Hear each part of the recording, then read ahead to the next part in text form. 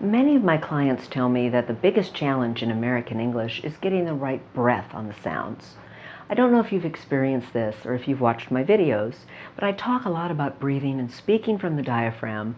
It's so important, though, to open up the vocal tract so you get plenty of breath. So make sure you have breath first. The challenge is, even with breath, how much buzz or voicing do you put on the sounds? In other words, distinguishing words like offer and over, you might find that those sounds are similar to you. They might be too soft. Many Filipino speakers, for example, would say offer instead of over, whereas a Russian speaker might make a stronger v, over, instead of the soft v of American English. How do you change that? Well, there's a concept called voice onset timing, and that is we choose when to evoke that special voicing sound quality on any given sound, at the beginning of the articulation of the sound, in the middle, or at the end. Many languages position it at the beginning. That makes it stronger, like victory, variety, advantage. We can soften it with breath. Advantage. But notice it can almost sound like an F, advantage, if you don't get a buzz. So the challenge is to start voiceless, add some voicing, and then go voiceless again for a smooth finish, like this. Advantage. Let's make it smooth. Advantage. Notice how it softens that sound but leaves you with some voicing. Let's discuss the advantages. Advantages. Now this is challenging, so start with some voicing, even if it's too much. Advantage. What I'm doing here is using my hand to feel the buzz. It's a soft vibration here. The lips don't buzz as much as the throat should have a bit of a buzz in it. Slight vibration here, but primarily there'll be a vibration here when you hit that voicing.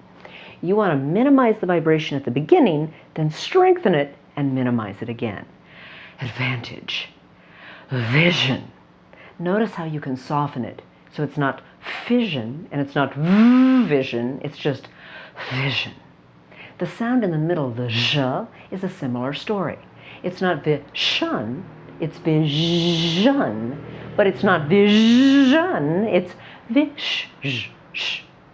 Vision, smooth and breathy. So monitor that voice onset.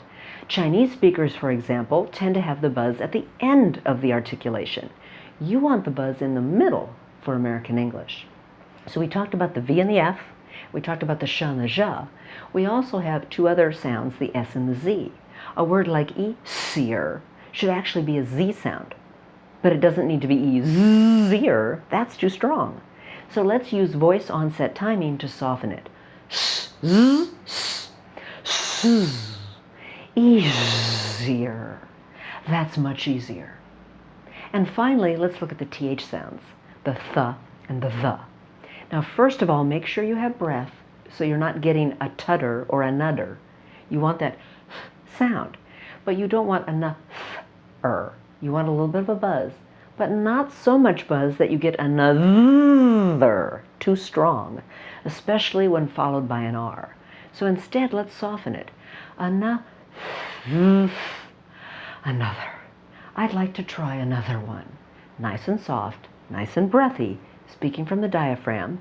Monitor your breath with either your hand or a tissue, and then go from voiceless to voiced to voiceless, so that your voice onset timing is in the middle of the syllable. I hope this tip has been helpful for you if you're an advanced speaker of American English, and I look forward to seeing you in an upcoming coaching session or another video. Thanks for your time.